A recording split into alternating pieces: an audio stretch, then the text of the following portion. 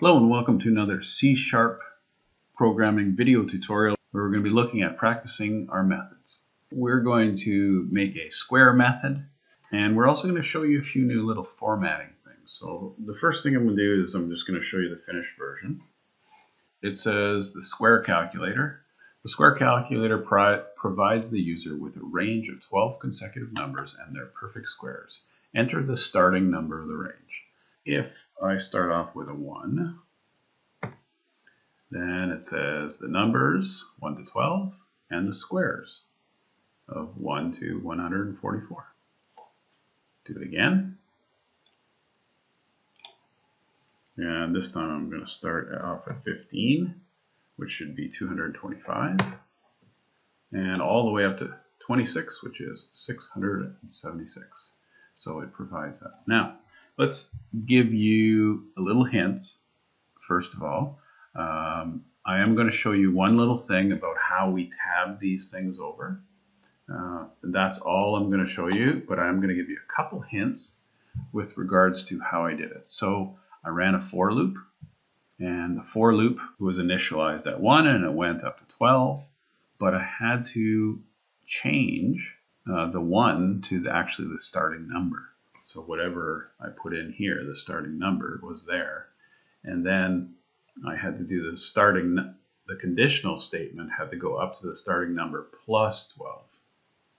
So in a for loop, I was able to run that. But the squaring part here was done in a separate method that had a return type of a double. So give that a shot. Give it for 15 minutes. But before you go, I want you to watch this one little thing here. And I'm going to blur out all the rest of the code, but I am going to show you this small amount of code. So right here in the code, I'll just show you the first one at the top, where it says here, it says console.writeLine. So it's got a string concatenated with a string, but it doesn't show anything. If you do the backslash, so the key above the enter key on your keyboard, and then a T, it gives you a tab. And then we added the square over here. So give it a shot. For 15 minutes, try and get it done. I use the for loop, but I'm sure you could do it different ways. Besides that, you might be able to do it with a while loop, but you must have your own separate function for the squaring of the number.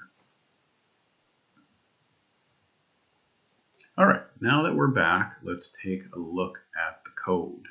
I started off by creating a variable that is an integer, and I called it num01. Then I did my big heading square calculator. I think I probably should put the square calculator. And then I left a blank in between, and then I gave it some instructions. The square calculator provides the user with a range of 12 consecutive numbers. This is all easy stuff for you. I left a blank one just to leave a space. Then I asked the user to enter the starting number of the range. And we know they're going to go for 12 numbers. So then I said num01, which I established up here as an integer, equals convert.toInt32 space console bracket console.readline parentheses, and then close the parentheses of the convert to int32 followed by a semicolon. Then left a blank line with console.writeLine. And this is where I did the title, console.writeLine, and we had a string, another string that just had a \t inside it, and that gets it to tab over. And then we had a square, so we're calling on another string here, another blank one, and here gets our for loop. So normally you would probably start a for loop with int I is equal to 0 or int I is equal to 1, but here I decided that I was going to use the starting number because I use the I as the original number so that I can spare myself a little bit of work. So I is equal to num01. And then I is less than, so you can't just leave it at 12 because it has to be 12 plus whatever that starting number is. That's the conditional statement. And then we run it I++. So each time it goes plus plus. Then we say console.writeLine bracket bracket. Inside we've got I. So that's writing the first number. So if we started at 1, it was 1. And then the square. So here's where we are calling our method that we probably would have done first down here. And what are we calling it with? We're calling it with whatever I is. So this is going to match this. 1 and 1, 2 and 4, 3 and 9. So we ran a separate method, public static int. So it's not a void method, so we must have a return type. We named it square, and it had int a in it. So the return is a times a.